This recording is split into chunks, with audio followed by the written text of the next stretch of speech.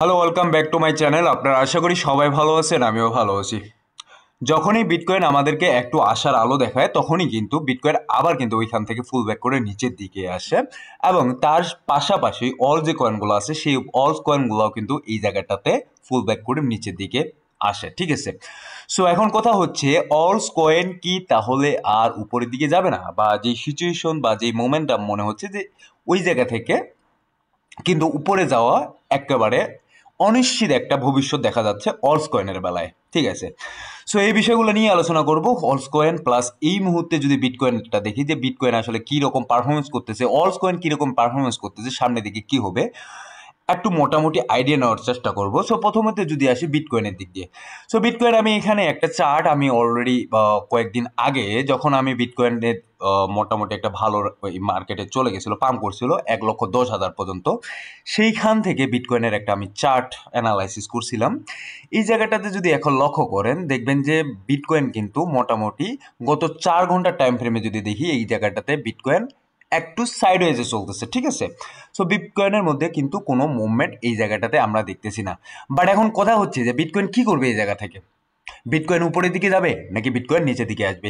So এইখান থেকে যদি আমরা 4 ঘন্টা টাইম ফ্রেমেও দেখি এই জায়গাটাতে, তো মোটামুটি একটু মনে হয় যে বিটকয়েন এখান থেকে এই জায়গাটাতে আসার পসিবিলিটি আছে, এবং এটা যদি ব্রেকআউট করে কোনো কারণে এই জায়গাটা 1,07,000-এর যে ঘরটা আছে, এই জায়গাটা যদি ব্রেকআউট করে নিচের দিকে আসে, তাহলে কিন্তু বিটকয়েনকে আমরা আরও নিচের দিকে দেখতে যাচ্ছি, 1,05,000 বা 1,06,000-এর কাছাকাছি কিন্তু এই ঘরটাতে বিটকয়েনকে আমরা দেখতে যাচ্ছি। সো এই ঘরটাতে বিটকয়েন যদি আসে, দেন কিন্তু আমরা বুঝতে পারবো যে অলস কয়েন আরও নিচের দিকে আসতেছে। বাট মজার কথা এই জায়গাটাতে, এবং একটু ভালো বিষয় এই জায়গাটাতে, যে জায়গাটাতে বিটকয়েন সাইডওয়েজ মার্কেটে চলতেছিল গত 4 ঘন্টার টাইম ফ্রেমে, এই জায়গায় কিন্তু অলস কয়েন মোটামুটি একটু ভালো পারফরমেন্স করছেন, ঠিক আছে। আমরা দেখতেছি এই জায়গাটাতে ভালো পারফরমেন্স। এখন বিটকয়েন যে জায়গাটাতে সাইডওয়েজ সেই জায়গাটাতে যদি আমরা অলস কয়েনের দিকে লক্ষ্য করি, এবং অলস কয়েন যদি আমরা একটু লক্ষ্য করি এই জায়গাটাতে, যে অলস কয়েন কিন্তু মোটামুটি একটা হায়ার লো ক্রিয়েট করতেছে, এবং দেন কিন্তু মার্কেট উপরের দিকে আপ ট্রেন্ডের দিকে আসে কিন্তু, ঠিক আছে। এই জায়গাটাতে অলস কয়েন একটু আপ ট্রেন্ডের দিকে আছে, কিন্তু তারপরও কথা হচ্ছে যে ভাই, আপ ট্রেন্ডের দিকে যতই থাকুক অলস কয়েন, তারপরও কিন্তু মনের মতো পাম্প করতেছে না এই জায়গায় অলস কয়েন, এবং যে কারণে কিন্তু হতাশাটাই সবচেয়ে বেশি হচ্ছে। এবং কিছু কিছু আমি যদি আওয়ারলি দেখি, আমি যদি ডেলি দেখি, এই জায়গায় ডেলি কিন্তু কিছু কিছু কয়েন আছে যে কয়েনগুলো কিছুটা পাম্প করছে। যেমন এই জায়গাটাতে আপনার টন বলেন বা ইউনিসেফ বলেন বা এক্সআরপি বলেন বা কার্ডানো বলেন, কিছু কিছু কয়েন আছে, যেমন বঙ্ক এখানে পাম্প করছে অনেকটা, ফকি, ওয়াইফ উইথ হ্যাড, এক্সেলেম, কিছু কিছু কয়েন আছে যেগুলো 3%, 4%, ইভেন 5%-এর উপরে পাম্প করছে। বাট ওভারঅল যদি সিনারিওটা দেখি, সেক্ষেত্রে ওভারঅল সিনারিও অলস কয়েন সেভাবে মোটামুটি পারফরমেন্স করে নাই, ঠিক আছে, সেভাবে পারফরমেন্স করে নাই। বাট মজার কথা হচ্ছে এই জায়গাটাতে, যে যেই মুহূর্তে বিটকয়েন সাইডওয়েজে চলতেছে বা বিটকয়েনের যে মোমেন্টামটা আমরা দেখতে পাচ্ছি, যে এখান থেকে বিটকয়েন নিচের দিকে আসার প্রাধান্যটা বা নিচের দিকে আসার যে প্রবণতাটা, এটা কিন্তু এই মুহূর্তে বেশি মনে হচ্ছে। সে জায়গায় অলস কয়েনের বেলা কিন্তু এই জায়গায় আমরা একটু আপার যে একটা ট্রেন্ড আছে, সেই আপার ট্রেন্ডটা লক্ষ্য করতেছি। তার মানে এই জায়গায় বিটকয়েনের যে ডমিনেন্স আছে, সেই বিটকয়েনের ডমিনেন্স কিন্তু এই জায়গাটাতে কমতেছে, ঠিক আছে। বিটকয়েনের ডমিনেন্স এই জায়গাটাতে কমতেছে, এবং বিটকয়েনের ডমিনেন্স কমা মানে হচ্ছে অলস কয়েনে আমাদের মোটামুটি ভালো একটা সম্ভাবনা দেখা দিচ্ছে, ঠিক আছে। সো যাই হোক, এখন দেখার বিষয় যে সামনের দিকে কি হয়। এবং আমি গত কয়েকদিন ধরে যদি আমি বলি, যে গত কয়েকদিন ধরে আমি খুবই ব্যস্ত ছিলাম, খুবই ব্যস্ততার কারণে আমি আসতে পারি নাই, এবং মার্কেটের যে অবস্থানটা, সেই মার্কেটের অবস্থানটাও কিন্তু খুব একটা ভালো ছিল, তেমন কিন্তু অবস্থানটা ভালো ছিল না, যার কারণে কিন্তু আমার ভিডিও তৈরি করতেও একটু অনীহা ছিল যে এই মার্কেটে আমি কি ভিডিও আনবো।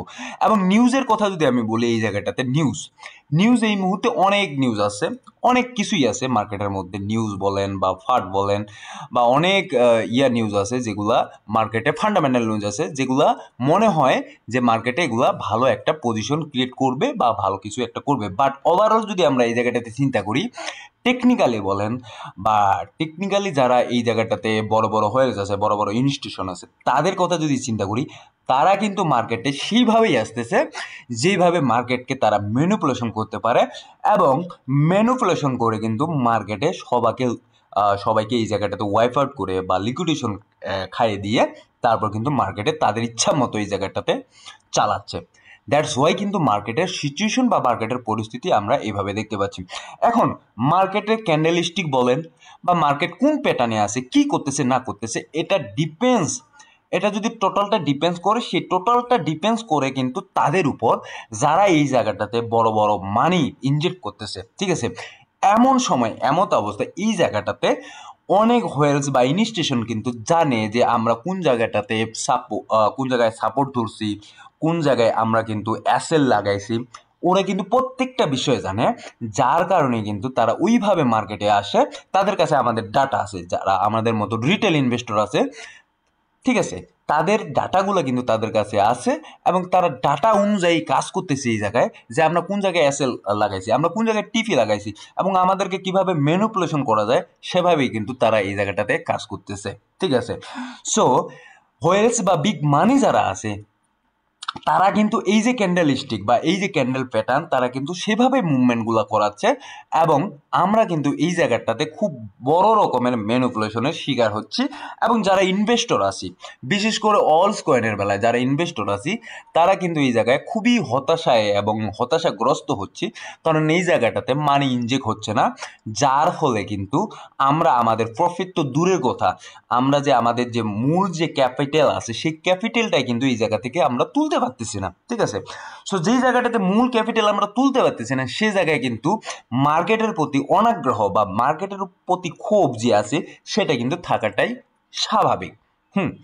এখন কথা হচ্ছে যে মার্কেট কি করবে ইন ফিউচার কি করবে এই জায়গাটাতে।